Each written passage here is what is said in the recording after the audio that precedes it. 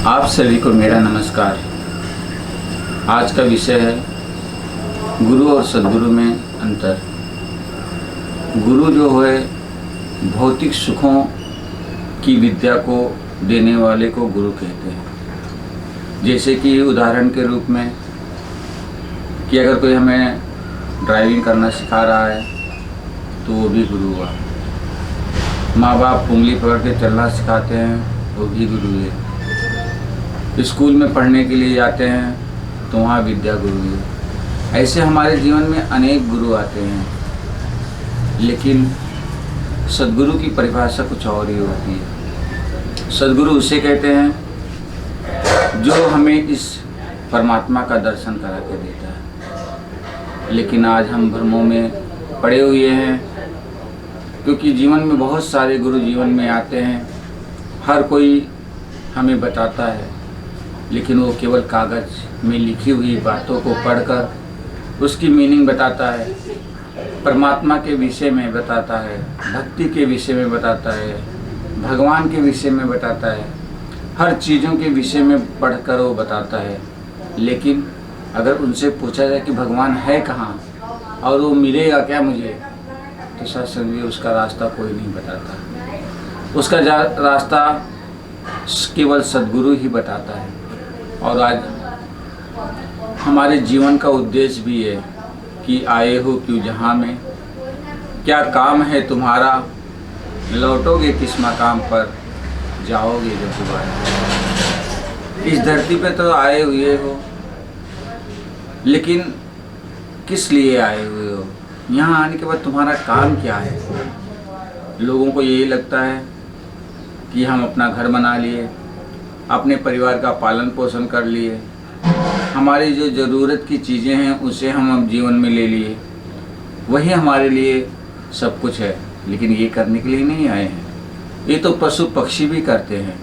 पक्षी भी सुंदर सा घोंसला बनाते हैं, उसमें रहते हैं, अपने बच्चों के लिए दाना ढूंढ के लाते हैं। तो उनमें और हमें क्या फ़र्क है? इसलिए संत ने फरमाया है कि पशु का होत पनैया, नर का कुछ ना होए, नर अगर करनी करे तो नर का नारायण।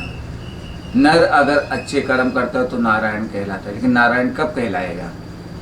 जब उसे इस परमात्मा का ज्ञान होगा। जिस भी परमात्मा की हम भक्ति कर रहे हैं, उस परमात्मा का जब तक ज्ञान नहीं होता है तब तक सत्संगी भक्ति सार्थक नहीं होती है। भक्ति को सार्थक करने के लिए परमात्मा को जानना जरूरी है, और परमात्मा को केवल सद्गुरु ही बताता है।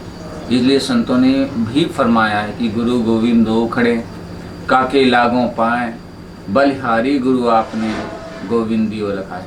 कि ऐसे गुरु के चरणों में अपने जीवन को बलिहारी करना चाहिए जो गोविंद की पहचान करा दे। उसी तरह से और भी संतों ने फरमाया है, हम सुनते आ रहे हैं कि अखंड मंडलाकारम व्याप्तमेन चराचरम तद पदम दर्शितम एन तस्मै श्री गुरुवे नमः।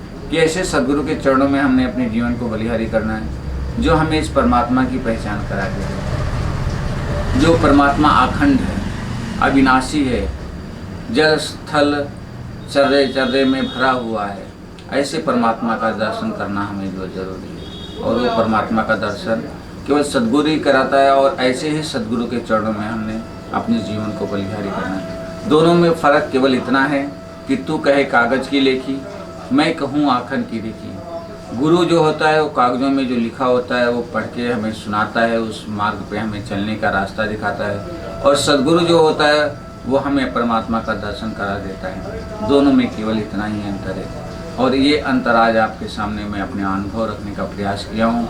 आशा करता हूँ कि ये अनुभव आपको पसंद आया होगा।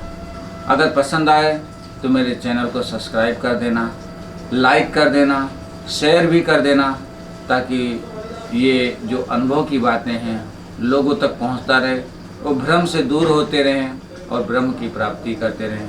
क्योंकि भ्रम ही जीवन का सबसे बड़ा घातक है। जब तक हमारे मन से भ्रम नहीं निकलता है तब तक हमें ब्रह्म की प्राप्ति नहीं होती है, तब तक हमें ज्ञान नहीं होता है। इसलिए सद्गुरु का जीवन में आना बहुत ज़रूरी है। तो यही अंतर आपको सामने रखने का प्रयास किया है। धन्यवाद।